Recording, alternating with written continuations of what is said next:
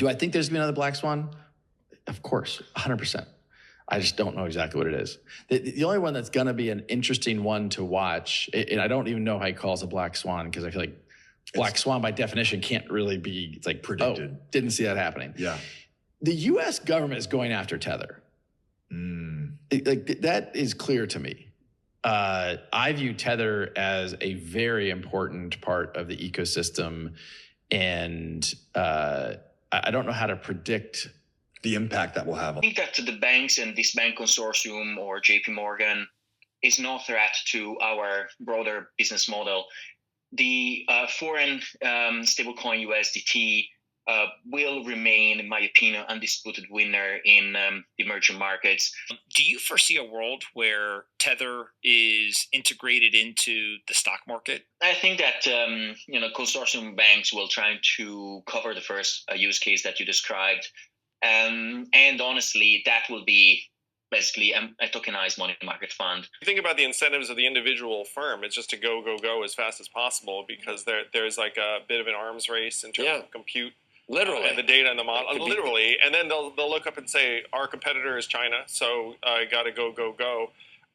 The question is, what happens to people? And I'm someone who, look, I'm not anti-progress, anti-innovation. I think all that stuff is very positive. But you have to be clear-eyed about the impact on people, on organizations, on workers.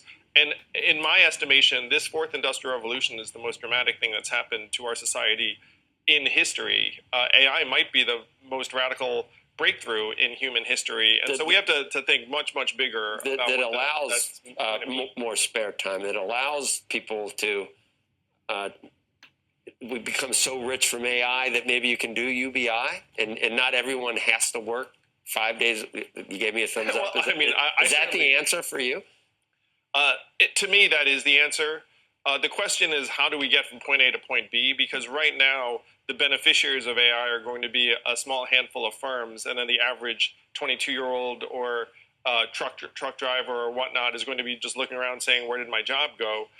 And they're not going to be experiencing that kind of value. That, to me, is what government and politics are for. That's what got me into the Democratic race in 2020. Unfortunately, right now, our political class is very, very far away from these problems. And one of our goals should be to try and bring them together, the way the Pope's describing. All right, you say that you talk to CEOs who are talking about all the people they're getting rid of, jobs that they're replacing with AI.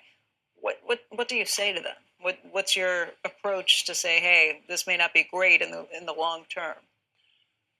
I say come clean. I say and by the way, Andy Jassy making those public statements, Dario Amodei making those public statements, they're signaling to us, guys, we are going to be getting rid of a lot of workers. We're going to get leaner and meaner. So please, if you're in government, do something about it, because their responsibility is not society-wide. Their responsibility is just to make their organization successful.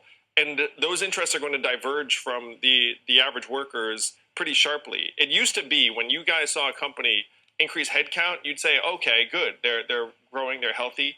Increasingly, headcount is going to be a bad sign, and you're going to look at them and say, wait a minute, what are you guys doing wrong? It's always been the case on Wall Street, though. I think back 20 years and even longer than that, where you talk about on the floor how they're laying people off. They do, yeah. There's a bump when there's a cutback in workers, but you can take that and dial it up to 11.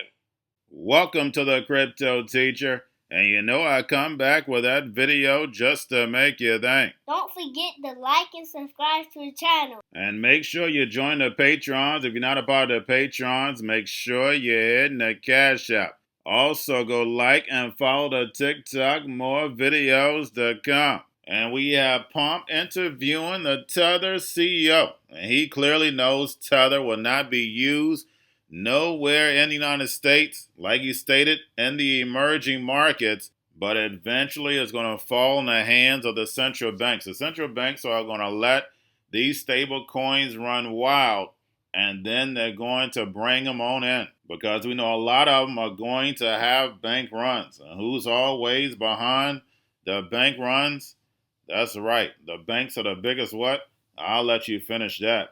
And we have Andrew Yang. Told us, guys, a long time ago how AI was going to take jobs. Of course, people were thinking 30, 40 years from now.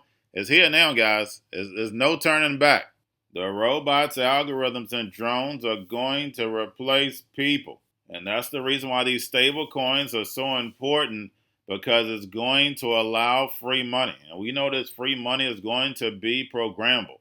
The universal basic income, they'll be able to tell you what, when, and how to buy. And you have 3 to 6 months to spend it, or poof, it's gone. And remember, the crypto teacher told you, you don't want to rely on the government to pay your bills. That's the reason why it's so important to get with the creator, so therefore you can start creating. And remember, the crypto teacher told you. And we have Mike Novogratz says the institutions are coming.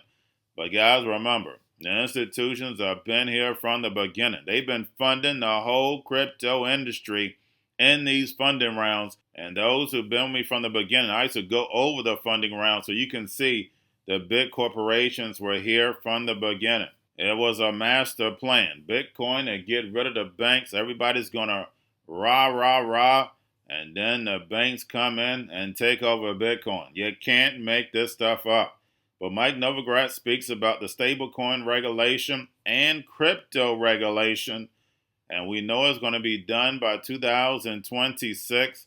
And then we're off to the races. The fourth industrial revolution is going to be built out, and it's going to be fast and swift. And that's the reason why we're hearing the drums getting louder, because they want you to be distracted while they build. And remember, the crypto teacher told you. And we have Trump and family keep selling. We got the cell phone now. And Trump says that he'll let us know in 2 weeks on whether he's going to intervene, and the drums are beating. And if he says 2 weeks, that means he's not going to do nothing just yet. He's going to let the two fight it out, but we know eventually the U.S. is going to be brought into conflict. And that's all they need, is this crisis to bring in all this technology. And remember, the crypto teacher told you, because he knows when it comes to the NWO, it's all planned out. You have a wonderful day. Listen, we set up Galaxy 2017 with the idea that institutions would finally come to the market, and they're here. And it's a really exciting time. We're going to get the stablecoin bill and then hopefully a market structure bill. And it's going to bring in TradeFi into this technology. We're going to see tokenized equities. We're going to see perpetual futures, which is a crypto idea, being brought into the U.S., both for crypto and for non-crypto. It's a different way of looking at derivatives. And so I think, like what I'm thinking from our firm's perspective is, we're going to partner with people. We're going to have white label solutions for people, and we're going to have our own, solutions for our customers. That every crypto company is now thinking, how do we go to this next chapter? Today, we're here to introduce Trump Mobile. We've partnered with some of the greatest people in the industry to make sure that real Americans can get true value from their mobile carriers. A big part of what we've done right now in the world has been focused on technology for people who have been underserved, whether that's been in crypto or anything else. But one of the places where we felt there was lackluster performance was in the mobile industry. Now, regarding the ongoing situation in Iran, I know there has been a lot of speculation amongst all of you in the media regarding the president's decision-making and whether or not the United States will be directly involved. In light of that news, I have a message directly from the president, and I quote, "Based on the fact that there's a substantial chance of negotiations that may or may not take place with Iran in the near future, I will make my decision whether or not to go within the next 2 weeks." That's a quote directly from the president for all of you today. Going to a different economy, and we're going to be learning more about that as we go. But clearly, we're learning that things can be done from remote locations. We're learning that technology can replace people even more than we thought. We're not going back to the same economy. We're recovering, but to a different economy, and it'll be one that is more leveraged to technology. And I worry that that is going to make it even more difficult than it was for many workers. In Silicon Valley, and my friends who work in technology know that what we did to the manufacturing workers, we are now going to do to the retail workers, the call center workers, the fast food workers, the truck drivers, and then even bookkeepers, accountants, insurance agents, lawyers, and on through the economy. So what happened to the manufacturing workers is a very clear sign. And so we'll import Chinese-based CBDC technology So it's going to be CBDC in a box provided to you by the People's Bank of China. But every stock, every bond, every currency, every commodity, every piece of art, every private business, every piece of real estate will eventually be a token on a blockchain, an entry on a ledger, permanent and immutable. We will have truth instead of trust, and we will save over $7 trillion a year. 6 to 8% of global GDP is wasted by the friction of the trust industry that's necessary when you have dual entry accounting. With triple entry accounting, which is what a blockchain is, we get rid of all of that friction. It's a beautiful future. Like what you see in China and their social credit scoring systems, right? If we get identity wrong, it could be a tool to enslave humanity. And if we get it right, it could be a tool to liberate humanity. And as an American, I'm obviously rooting for the one that's on the side of freedom. Bitcoin is an international asset.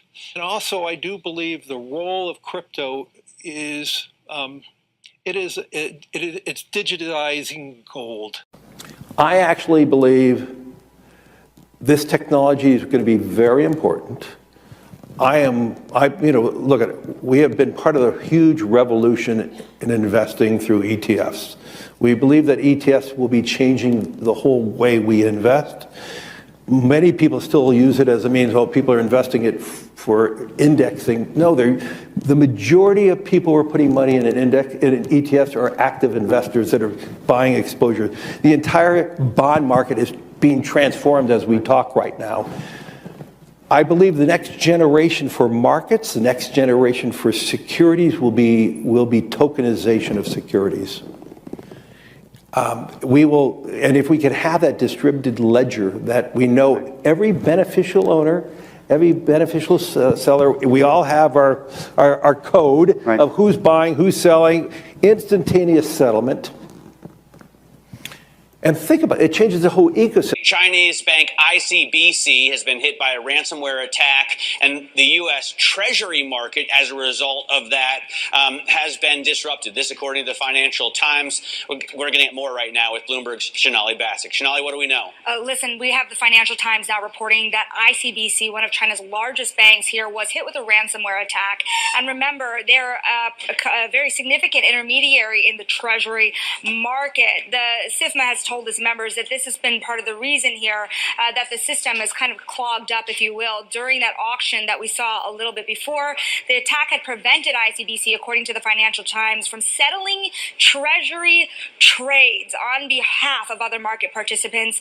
A large executive at a major bank also telling the paper that such a large party on the fixed income clearing corp creates major concerns, potentially impacting the liquidity of Treasury markets. Now, it was not just a poor auction. It was absolutely lousy, and when the dealers have to step in to save a Treasury auction, that's a rare occurrence. And Cryptoteacher and the new World Order book, plus the 3 kids books, It's Time to Re-Educate. Also, new to cryptos, Coinbase, Bitrue, Binance. Do not forget book links and crypto links are in the description. The stock channel, guys. Don't forget to go like, subscribe, spread everywhere. You have your Kobo, your chip stocks, your banking, your gaming. While everybody's sitting at home, get home stocks, the Seaver, the biotech stocks. And while everybody's at home wishing, they were still getting that free money. What are they doing? Drinking and smoking weed. Don't forget about those stocks, and you have a wonderful day. The most powerful person in the world is the storyteller.